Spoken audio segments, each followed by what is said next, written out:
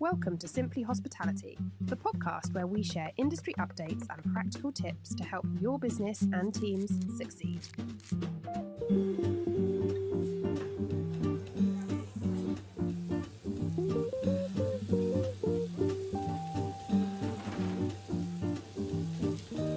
Hello and welcome to this week's episode of Simply Hospitality. So this week we have got for you the answer to the question, how do I do your job? Because I go around and I meet chefs and I meet people working in the food industry and they go, I was just wondering, how do you get your job? And I always say, well, I did a degree and it took 4 years, but I know the rules have changed now, but I'm not really quite sure. So what we've done is we've got Iain Ferris, who runs a course where you can become a food officer. We've got a ex-chef who did the course and is now a food inspector, and we've got Jon from the Chartered Institute of Environmental Health to just briefly talk about the other aspects of environmental health if you wanted to be more than just a food officer. So I hope that it answers your question, how do you get to do my job? First up, we have the lovely Iain. Hello and welcome, Iain, to Simply Hospitality. I'm going to let you introduce yourself, if that's okay. Yeah, sure. Hi, both. Pleasure to be here and to talk about our course.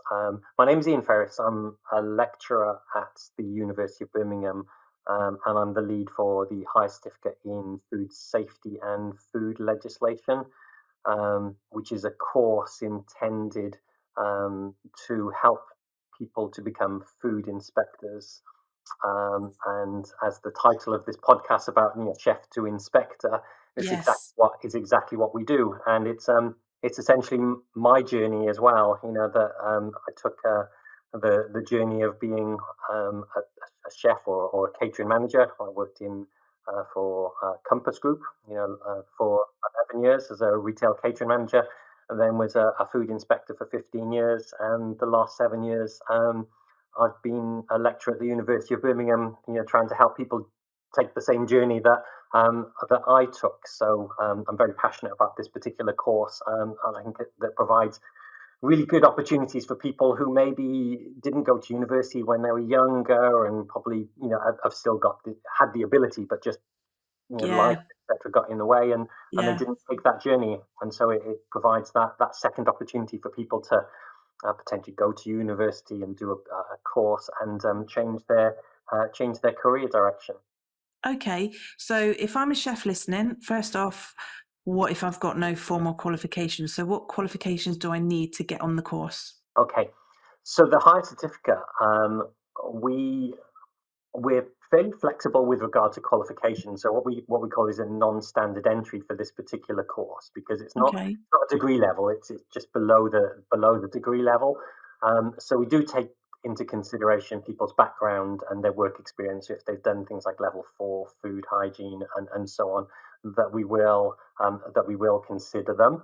The key thing that they really need is a good level, for example, of written English in particular, because if you think about some of those job skills that as a food safety officer you need to write a lot of things like inspection reports and things like that. So what you really want is the food business to read the report and know what they need to do, and they focus on what they need to do to put right, rather than the grammar and how badly written the letter was, etc. So you do need those skills. You do need a certain basic level of English and maths, and some ability to take on some of the trickier concepts of food safety, because of course we go beyond things like basic food hygiene and level 4. We go into a lot more detail. So you'll need to be able to grasp some of those concepts. So you do need to have some level of ability. Some of the sciencey bits. So we talk a lot more about things like the pH levels and water activity, and what bacteria need to grow in a lot more detail than you perhaps would have been used to at level 2 or level 3 food hygiene, which it's adequate for what it is in terms of that it's basic food hygiene. But as a food officer, you need to know more than the basics. You need to know why we ask you to do what you need to do. So things like, about spore forming bacteria, about, why you can't sell burgers pink, etc., what the main pathogens might be present, etc. So we go into all that, all those in a lot more detail, as well as things like the law, the legislation, what the law actually requires, because of course in things like basic food hygiene you get taught basics, do's and don'ts. Yeah. But it's a bit more complicated. It's a bit more complicated than that. An officer needs to understand the complexities. There's not just a simple set of rules. So don't let the fact that you've got no A levels put you off. Just apply and see. As long as you can read and write. I mean, reading and writing is not my strong point, and I'm doing okay still. Yeah. Agreed. You're doing great. Yeah. Thank you. So yes, go for it then. Basically, is what you're saying. Absolutely. And we found that obviously since COVID was a bit of a catalyst for us in terms of how we deliver our course. Because when that's what Chloe was saying. Yeah. Oh no, Chloe. We haven't spoken to Chloe yet. Cut that bit. Yeah. So carry on. So when I did the course many years ago, I was looking back at some of my course. I think 20 odd years ago now that I did this course. It was face to face only, but of course technology allowing us to do things like this as well. Now we deliver the course 3 days per month in block forms. If it's 2 years part time or 1 year full time. And when we say 1 year full time, we mean like the equivalent of a full time job. To be successful. Okay, no big if you're long doing holidays. a full time job and trying to do the course, it's a bit of a no no. So it's because there is a lot of work that you have to do. So don't underestimate. I guess one of the tips is don't underestimate how much work is involved. It's not like it's not like some of the other lower qualifications that you might have been used to in catering. So there is a lot of work as expected for a food officer, but it's 3 days per month teaching if it's part time, or 6 days if it's full time. Plus, of course, you've got all the studying outside of those teaching times.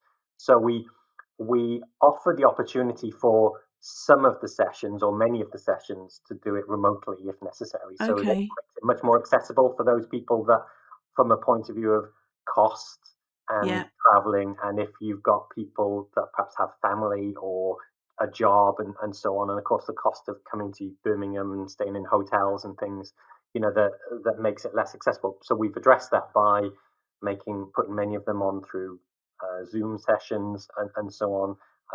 But it's harder that way, in my view. I think I prefer to teach people face to face, and I think there's a lot more to be gained from sharing experiences with your cohort, which is great. But like I say, we have had also some success with many of the students that have done it remotely. So it really depends on the students. If they're committed and they really want to succeed, and I know I think you're talking to Chloe later, who is a really good example of a success story of this particular course. That you do require a certain amount of tenacity and dedication to do it, because it is hard. I think it's harder than many of the students expect.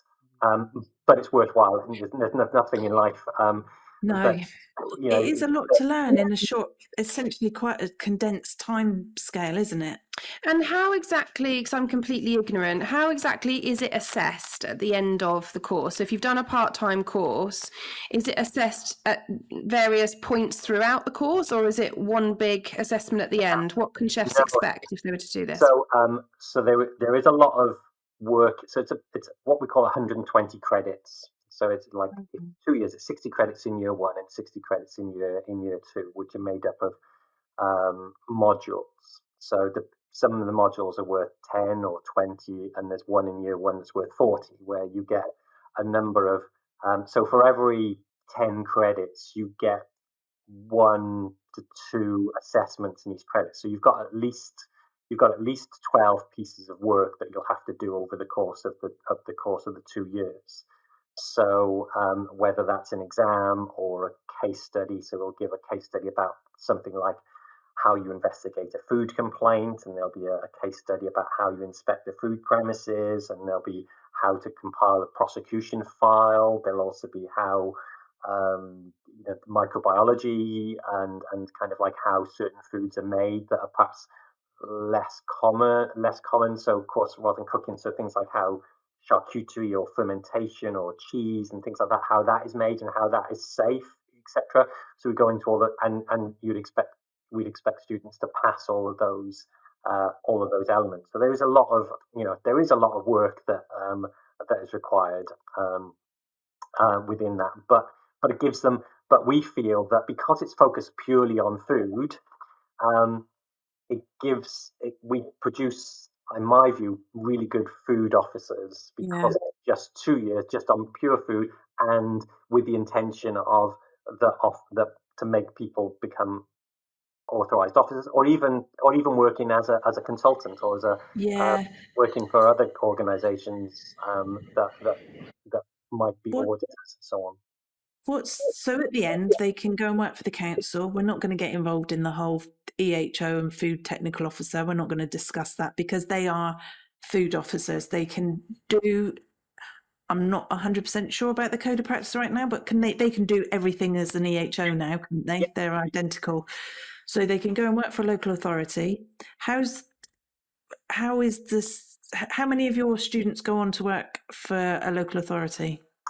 Well, it's a bit of a mixture because our course, we have a bit of a split. So we get some students that are sponsored by the local authority, which is the really? I understand. Holy grail of like jobs where you can sometimes find a good place to go and look for if you're looking to get into this thing.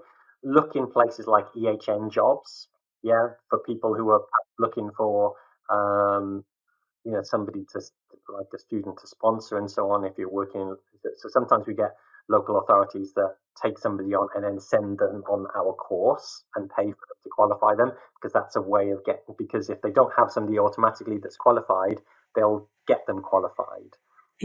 So they'll maybe sponsor them. So we get roughly about half maybe that work for local authorities already and just need this qualification. So they're okay. And then others that want to change careers and like the chef to the food inspector. So we are accredited by the Chartered Institute of Environmental Health. Yes. And we provide the academic learning part for the higher certificate in food control. Which means that they have to go on. So once they've done the academic side, to get the higher certificate of food control, they also have to do a professional portfolio and professional interview, which is organised through this Chartered Institute of Environmental Health. So you've got that additional extra work to demonstrate your practical competence, because we only do the academic side of things.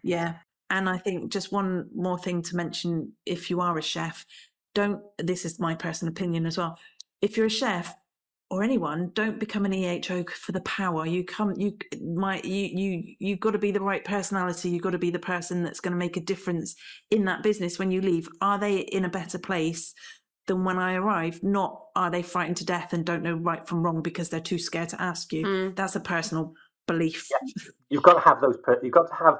That's where you've got to have something about you to be able to talk to people. That if you're a shrinking violet and you can't talk to people, because you do have situations where people will be not very nice to you. You have to be able to deal with that and difficult situations and not take things too personally, because potentially you have a big impact on it. But you also have to be fair and proportionate as well, because you do have powers like the food hygiene rating scheme has this power potentially to destroy businesses as well as to encourage them to improve business.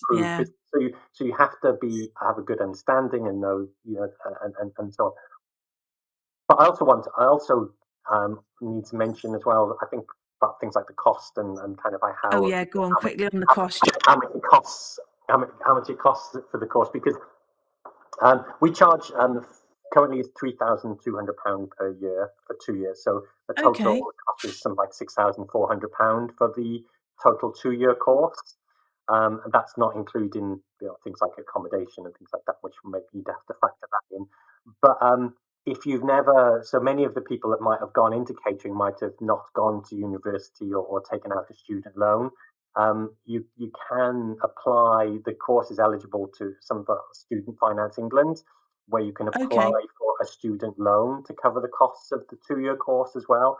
We get a lot Yeah. of people that will study it via and pay for the course by Finance England as well. So there is a lot of, the government do encourage people to try and retrain and upskill and so on. And so there are, like I said, there is, if you've never been to university before and taken advantage of that, there are, there are funds available out there as well. Okay. I thought that's quite a good deal, actually. That's not that bad. I do hear good things about, and I've met people who've done your course and then they seem to be well-rounded officers. Mm-hmm. That's all I'm saying. I'm not saying anything about the others because I don't know. Yeah, but we do. You can vouch for this one. Yeah. We do give them. We do make it challenging for them, and there are. I always thought we provide a little graduation ceremony for them at the end. That is like a personal thing for them to come along, and we do challenge them. We push them as hard as we can, and we know that some of them have tears through the course and so on because of the stress that they go through, or whatever. But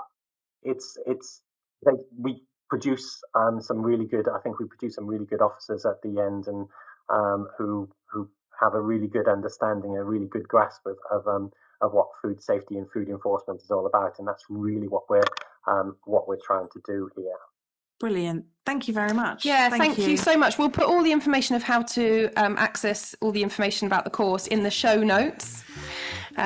So yeah, yes. Hopefully it will help out some chefs. Yes.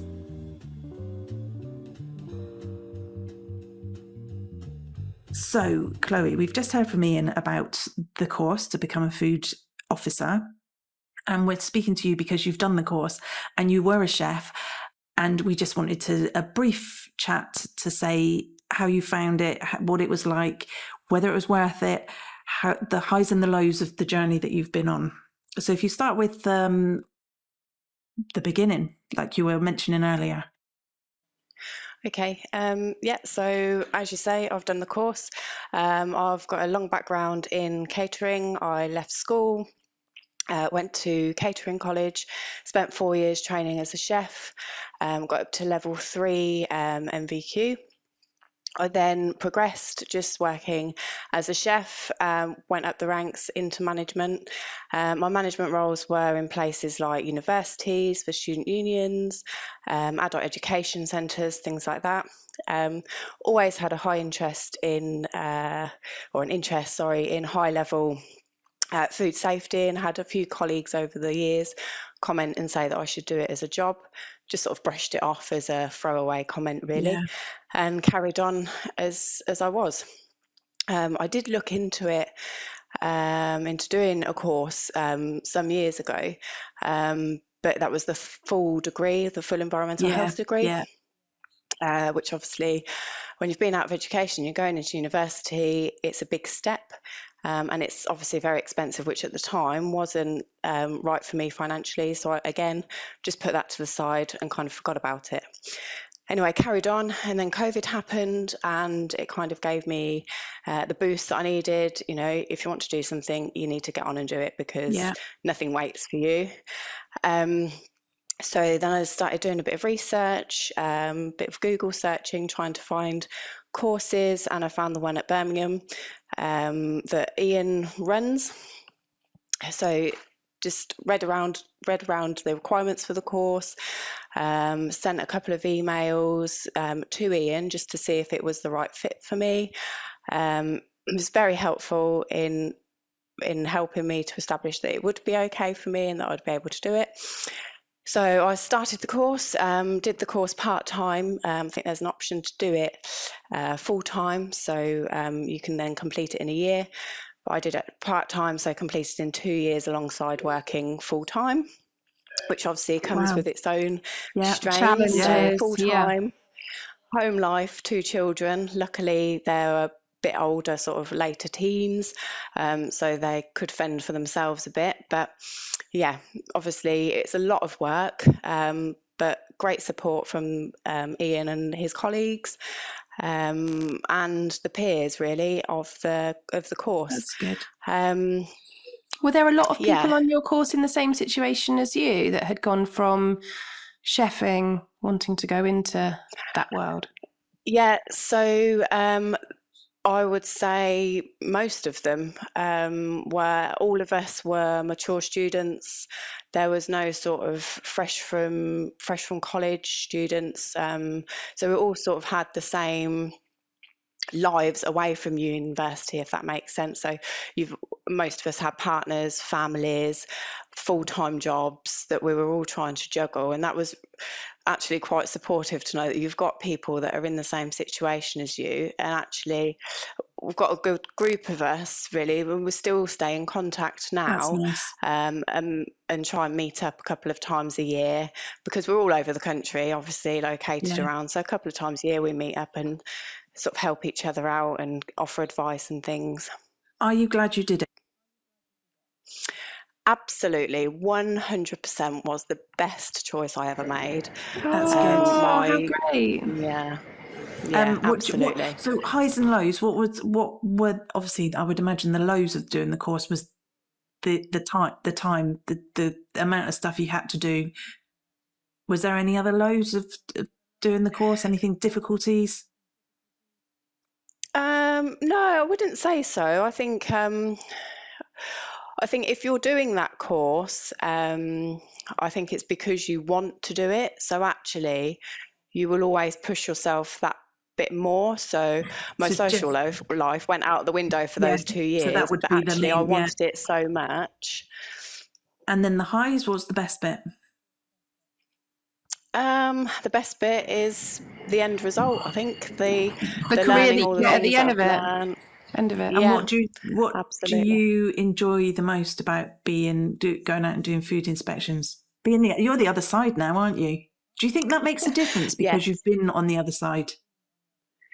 Absolutely, I do. I understand 100% the feeling that you get when somebody says the environmental health officer is here. And even if you know you're doing everything legitimately, everything is as it should be, you still get that slight sinking feeling of, oh my goodness, what if they find something? Yeah. But I tried to, whilst I was doing the course, and learning then more around what the EHO is looking for when they're doing a visit.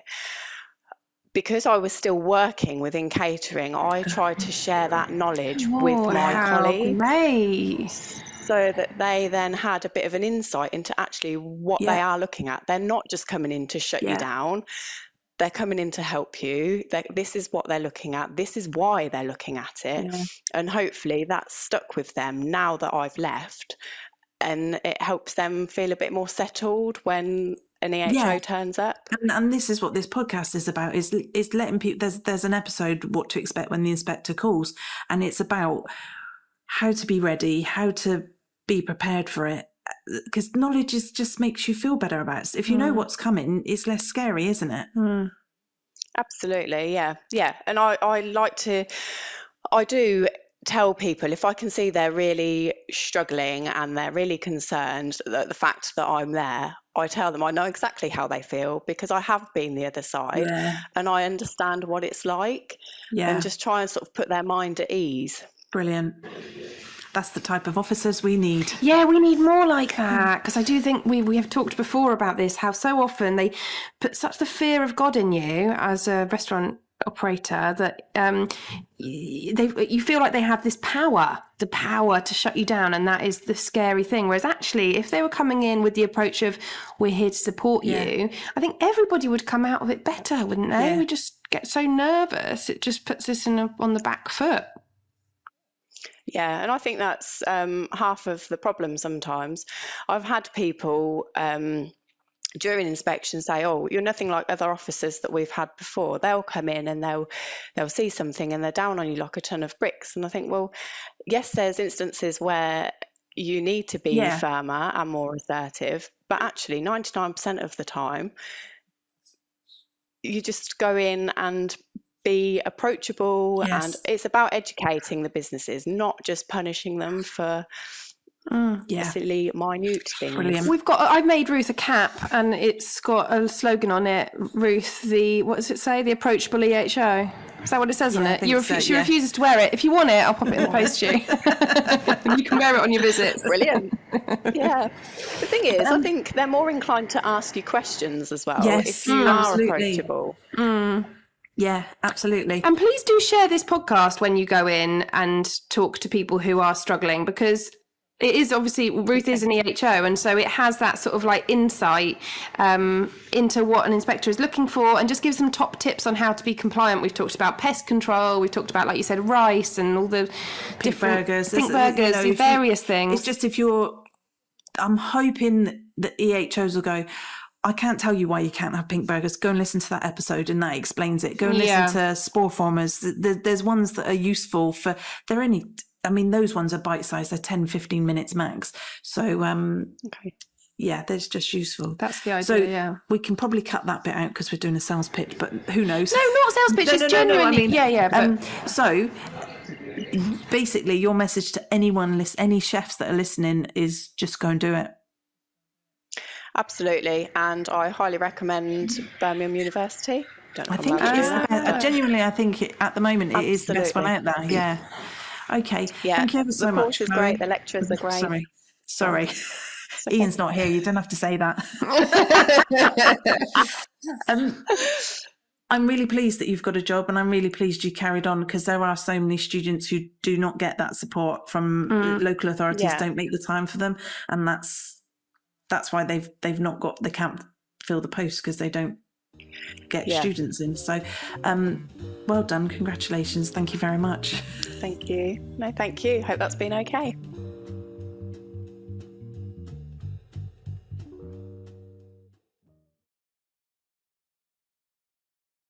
Hello, Jon. So Jon's our last guest on today's podcast, and he is from the Chartered Institute of Environmental Health.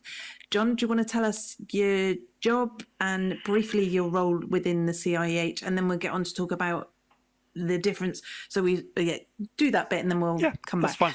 So my posh job title is Executive Director of Professional Standards at CIEH. Things like accrediting the courses that your guests have either run or have undertaken. So we make sure that if there's a course running, that it's at the same standard of the other courses around the country, and it aligns with things like the requirements of the Food Standards Agency. We have our own assessments that we run for people that have done the taught bit. So we operate a bunch of things for people to do when they're new in the job, basically. So they would complete a set of tasks, and then we would assess those as well. And I also cover things like membership of CIEH and fitness to practice, which is sometimes we get complaints against someone that's gone into a food business, and we look at that against our kind of ethical standards. So that gets quite interesting. So Ian's course would have been assessed by you, and you would say this is of a level that we can make a good food officer. Yes. And what I just briefly wanted to talk about, because we've up till now just talked about becoming a food officer, which is what most chefs want to do. And then when I go, oh, if you do the degree, you've also got to do housing, pollution, health and safety. So could you just very briefly give us a overall, I suppose, the overall job or the overall degree of environmental health? Well, we'd class environmental health as being the ways that the environment can impact human health, and obviously food is a big part of that. You're putting things in your body; they can do you harm.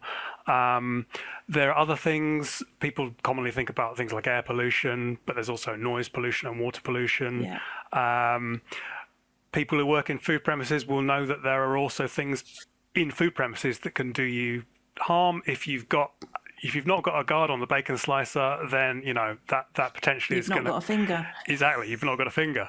And similarly, where you live, your house can cause you harm as well, and there are rogue landlords and issues with damp and mold and things like that. So there's a whole panoply of things. Health and safety, environmental protection is where we'd put pollution type things. food, housing, and then public health, which covers a range of things, everything from smoking to cosmetic treatments on the high street to a whole plethora of other bits and bobs. We did the fish, didn't we? We remember the fish that ate your feet. Yes. Anything seems to come to environmental health, doesn't it? It does. It's like, environmental health will deal with that. I mean, it's gross. I can see exactly how that's something that you would deal with. So it is a great career, and there's a shortage at the moment. There's a shortage of food inspectors. There's a shortage of environmental health people, and I think the pandemic especially made people rethink, health and things that can impact their lives. So we aim to have a bunch of different ways people can get into environmental health. Food is one way in. When people have done food, they might want to think about picking up the other aspects through things like we have a degree apprenticeship, so they could stay with their employer and then pick up the other elements of environmental health at university, and then basically have their fees paid to do that. Or there's things like master's courses as well. So I guess probably if people have listened to this bit of the podcast, they are interested in career development, and they know that they've got skills and knowledge that can take their lives further, and we'd like to give them the different pathways to help them do that. So getting the food qualification that Iain offers is a great thing to kind of start that journey. I'm obliged to say there are other providers. Nescott in the south of England and Coventry are also great. And then it doesn't have to stop there, but it can. You've got a list of all the approved, you approved, the CIEH approved universities and courses on the website, haven't you? We do, and that's a great place to start if people want more information. And if they've got questions, they're welcome to speak to Iain, and they're welcome to speak to us. Yeah, I've put a question through the ask a question email, and somebody always gets back to me generally. So if anyone wants to find out more, go to the website. And I would just like to say, because environmental health, people just think it's the food inspector, isn't it? And I know I do food and dabble in health and safety, but I think as a concept, like you say, it's the whole of your health. And I just wish us as a profession were just realise what an impact we have on people's health, because you think of the NHS and you go to the doctors because you're ill, but if you looked after the environment, like you say, the house you live in, the air you breathe, how much noise is affecting you, what you're eating, then you'd be healthier in the first place, and you'd not need the NHS so much, So, but that's not a podcast for now. That's a whole podcast of ranting. That would be. So it is something that I suppose it's a job you can be passionate about. Maybe that's the point of what I'm saying. Well, we know. We did a survey of our members last year, and I think just an amazingly high number of people, like 87% of people, were really passionate about their work and really enjoyed their work. Obviously, everybody has frustrations in their lives, and people's bosses and the situations may vary, and you may inspect horrible places, you may inspect great places, but I think that understanding that you're doing a job with for the public good, you're out there trying to make people's lives better, trying to make businesses better every day. And not everybody can say that. And it is something that people do generally stick at. We've got members that have been with us for 70 years, Yeah, wow. And even now, although I don't work, I do a bit of work for councils, but I mainly work for private sector, I still feel like I make a difference to them and the people that work in their businesses. Hugely. So wherever you do it should have a positive impact. Absolutely. And I think it's important to say it is a career that can take you different places. So people do work in the private sector. Those skills are highly in demand there because they want to have all their things in order before the person from the council comes round. And we've even had people, travelling overseas, working for cruise liners, all sorts of stuff. Yeah, so it is Australia, New Zealand, exactly. There's a lot of potential there. Yeah. Brilliant. Thank you so Thank much. you very much for that. That's absolutely perfect. It's just what we needed. Go be an EHO. Yeah. Fantastic. Yeah. Happy to talk to people if they want to go on that journey. So that's great. Contact the CIEH. Thank you very much, Jon. All right. Great to see you both. So I've found that interesting and I already do the job. Yeah, absolutely. I think it's a great opportunity for chefs to find out about different career options for the future. Yeah, so go to the CIEH website or go to Iain's university and have a look at the food inspector's course. We will try and put information about it in the show notes. Yeah, hope you enjoyed it. Thanks. Bye. Bye. Thank you for listening to this week's podcast. We hope you found the content useful. If you have any questions that you think we can help you with, please email shthepodcast@gmail.com. Please follow and share this podcast. Until next time.